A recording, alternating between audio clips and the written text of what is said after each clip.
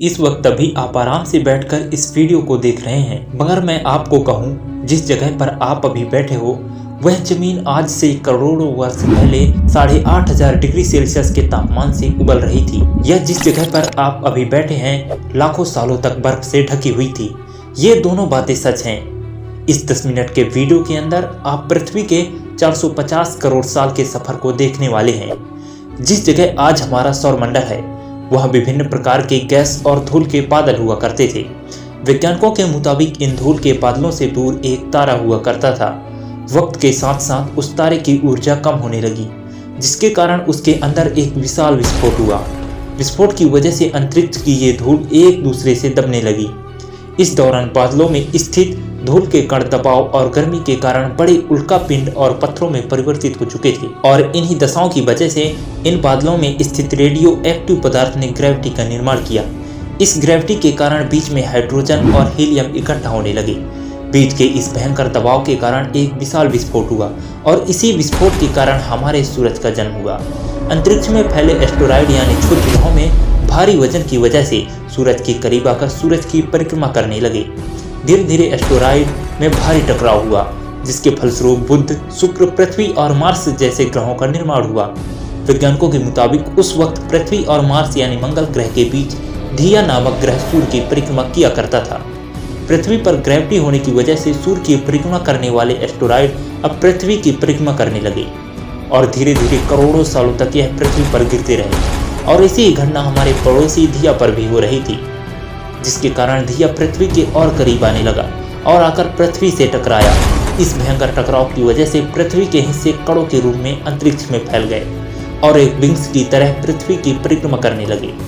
परिक्रमा करने वाले कणों में टकराव होने लगा, जिसके कारण हमारे चांद का निर्माण हुआ। उस वक्त पृथ्वी पर सिर्फ एक ही समुद्र हुआ करता था, और वह 1900 डिग्री सेल्सियस की तापमान पर उबलते हुए लावे का समुद्र था, जिसमें वह सारी चीजें तैर रही थी जिसे आज हम अलग अलग नाम से जानते हैं। वक्त के साथ साथ पृथ्वी धीरे धीरे ठंडी हो रही थी, जिसके कारण से पृथ्वी के भारी तत्व जैसे धातु और रेडियो एक्टिव पदार्थ पृथ्वी के केंद्र में जाकर इकट्ठा हो गए, और हल्के पदार्थ पृथ्वी की सतह पर आ गए। लाखों सालों तक पृथ्वी पर उल्कापिंडों की बरसात हुई। इन गिरते हुए उल्कापिंडों में जमा था नमक, मिनरल्स और पानी। करोड़ों सालों तक इन उल्कापिंडों की बरसात होती रही, और धीरे धीरे पृथ्वी की ऊपरी सतह पानी से ढकने लगी। वैज्ञानिकों के मुताबिक यह वही वक्त था जब दूर गहरे पानी के अंदर निकलते ज्वालामुखी से पहली बार सूक्ष्म जीवों का निर्माण हुआ। लाखों सालों बाद एक वक्त ऐसा आया जब पृथ्वी की पूरी सतह पानी से ढक चुकी थी।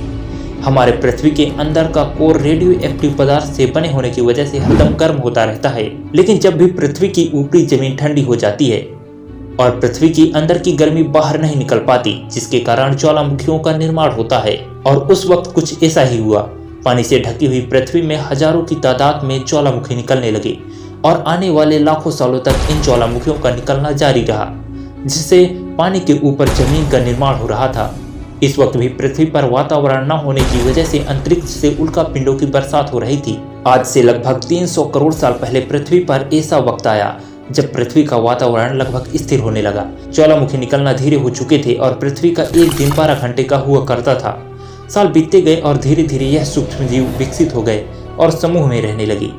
आज से लगभग 250 करोड़ साल पहले पृथ्वी पर ऐसे जीवों का निर्माण हुआ जो जीने के लिए पानी के अंदर के मिनरल्स यानी खनिज पदार्थ और धूप का इस्तेमाल करने और मलत्याग के रूप में ऑक्सीजन बाहर निकालते थे।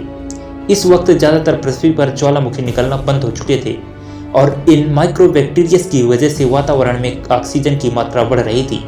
वातावरण में ऑक्सीजन बढ़ने की वजह से पृथ्वी का वायुमंडल बनना शुरू हुआ, और आने वाले हजारों सालों तक वातावरण में ऑक्सीजन की मात्रा बढ़ती रही, जिसकी वजह से पृथ्वी के ज्यादातर हिस्सों में ये सूक्ष्म जीव फैल गए।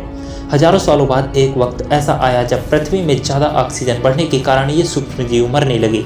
उस वक्त तकरीबन पृथ्वी का वातावरण ठंडा होने के साथ साथ ऑक्सीजन से भी भर चुका था, जिसके कारण जमीन और वातावरण में स्थित आयरन यानी लोहे के मिनरल्स पानी में स्थित ऑक्सीजन से रिएक्ट होने लगे।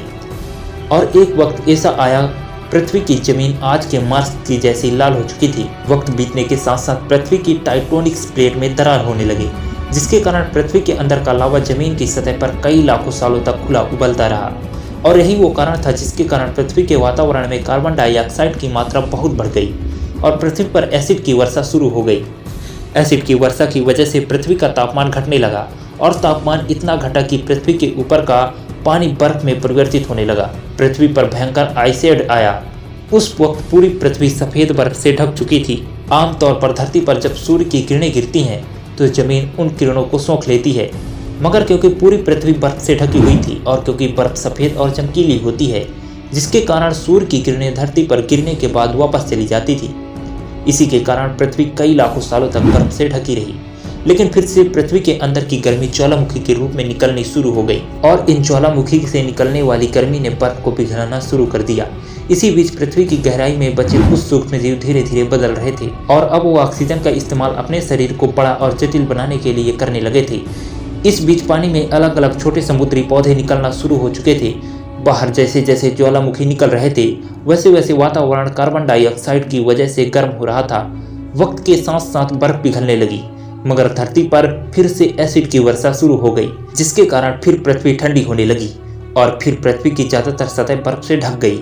ऐसा बार बार कई हजारों सालों तक होता रहा और इसी कारण धीरे धीरे समुद्री जीव वातावरण के हिसाब से विकसित हो रहे थे। इसी बीच कई सारे जीव और समुद्री पेड़ विलुप्त हो गए, मगर जो बच गए वे धीरे धीरे पृथ्वी के बदलते तापमान के हिसाब से ढलते गए और अब हजारों सालों बाद समुद्री पेड़ मरते या सूखते नहीं थे।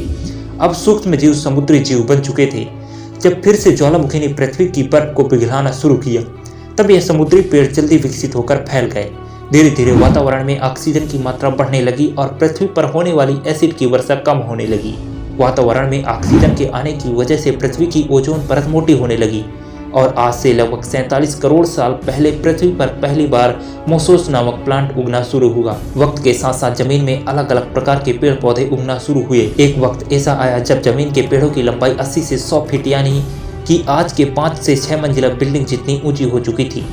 ये वो वक्त था जब समुद्री जीव समुद्र से बाहर निकल रहे थे और जमीनी जानवरों में परिवर्तित हो रहे थे। धरती की ज्यादातर जमीन इकट्ठा हो चुकी थी, जिसे आज हम पंजिया महाद्वीप के नाम से जानते हैं। पृथ्वी का तापमान अब लगभग स्थिर हो चुका था और अब लगभग 21 से 23 घंटे का दिन हुआ करता था। अब समुद्री जीव पानी से बाहर रहने लगे थे और वातावरण के हिसाब से उनके शरीर का रंग और रूप बदल रहा था। धीरे धीरे यह जानवर डायनासोर में परिवर्तित हो गए। जिन डायनासोर ने पेड़ पौधे खाना शुरू कर दिया उनका शरीर लंबा और विशाल रूप से विकसित होने लगा। कुछ डायनासोर शिकार किया करते थे, जिसके कारण वह छोटे छोटे और तेज होते चले गए। पृथ्वी की ऊपरी जमीन एक जगह इकट्ठा होने के कारण ज्यादातर जमीन रेगिस्तान और बंजर हो चुकी थी। ज्यादातर जंगल समुद्र के करीब हुआ करते थे, जिसमें डायनासोर रहा करते थे। आज से लगभग 20 करोड़ साल पहले पंजिया महाद्वीप टूटना शुरू हो गया। पंजिया के विभाजित होने की वजह से पृथ्वी की ज्यादातर ऊपरी जमीन पानी के संपर्क में आने लगी, जिसके फलस्वरूप पृथ्वी पर हरियाली बढ़ती गई, जिसकी वजह से डायनासोर और ज़्यादा विभिन्न और विशाल होते चले गए। डायनासोर ने अपने आने वाले लगभग 20 से 30 करोड़ सालों तक पृथ्वी पर राज किया। उस वक्त डायनासोर समुद्र से लेकर जमीन और आसमान तक पूरी पृथ्वी पर राज किया करते थे। इस दौरान अफ्रीका से टूटा भारत सीधे आज के तिब्बत से टकराया और इस टकराव की वजह से हिमालय का निर्माण हुआ। आज से लगभग 6.5 करोड़ साल पहले पृथ्वी की तरफ आज के माउंट एवरेस्ट से भी बड़ा लगभग 4.5 करोड़ किलोग्राम वजनी उल्का पिंड लगभग 80,000 किलोमीटर प्रति घंटे की स्पीड से पृथ्वी की तरफ आ रहा था। पृथ्वी की सतह को छूते ही उसमें भयंकर आग लगी और वह जलते हुए सीधे पृथ्वी से टकराया। इस टकराव से निकलने वाली ऊर्जा आज के लगभग 10 करोड़ परमाणु बम के एक साथ फटने के बराबर थी। जहां यह उल्का पिंड गिरा वहां के पेड़ पौधे और जानवर तुरंत भाप बनकर उड़ गए। उल्का पिंड के गिरते ही पृथ्वी पर आग पूरी तरह फैलने लगी। समुद्र में भयंकर बाढ़ आने लगी। भूकंप और आग ने पृथ्वी को जलाना शुरू कर दिया। कुछ ही घंटों में पूरी पृथ्वी में हानिकारक गैस और धूल की वजह से पृथ्वी नष्ट हो चुकी थी। डायनासोर्स घुटन और आग और भुखमरी से पूरी तरह विलुप्त हो गए। इस वक्त हमारे पूर्वज जमीन के अंदर रहा करते थे, जिसके कारण वे इस विशाल प्रलय से बच गए। पृथ्वी का वातावरण पूरी तरह से काला और अंधेरा हो चुका था, जिससे धूप भी जमीन तक नहीं पहुंच पा रही थी। पृथ्वी के पेड़ और ज्यादातर जानवर विलुप्त हो गए। वातावरण में धूल और हानिकारक गैस के कारण पृथ्वी पर फिर से एसिड की वर्षा शुरू हो गई और पृथ्वी फिर से ठंडी होकर बर्फ से ढक गई। लेकिन इस बार पृथ्वी की बर्फ लाखों सालों तक नहीं जमी रही और 80 से 90 हजार साल बाद यह बर्फ पिघलनी शुरू हो गई। जैसे ही धरती पर वातावरण फिर से पहले जैसे होने लगा, वैसे ही यह छोटे जीव जमीन से बाहर आने शुरू हो गए। उस वक्त पृथ्वी की बर्फ पिघलना शुरू ही हुई थी, जिसके कारण अफ्रीका में बड़े घने ठंडे जंगल हुआ करते थे और इसी बीच ये जीव बंदरों में परिवर्तित हुए। मगर जैसे जैसे पृथ्वी गर्म होने लगी वैसे वैसे अफ्रीका के ये जंगल सूखने लगे। जंगल की चीजें खाने वाले बंदरों को खाने की कमी होने लगी। खाने की तलाश में इन बंदरों ने अपने पैरों पर चलना शुरू कर दिया, जिससे उन्हें दूसरे जानवरों के शिकार करने में मदद मिलती। धीरे धीरे बंदर एप्स यानी वानर में परिवर्तित हुए। खाने की तलाश में यह एप्स पृथ्वी के दूसरे हिस्सों में फैलने लगे और धीरे धीरे उनके शरीर का रंग रूप वहाँ के मौसम के हिसाब से बदलता गया। वक्त के साथ साथ हम आदिवासी बने, हमने हथियारों से लेकर आग का आविष्कार किया। हम धीरे धीरे इंसान के रूप में विकसित हुए।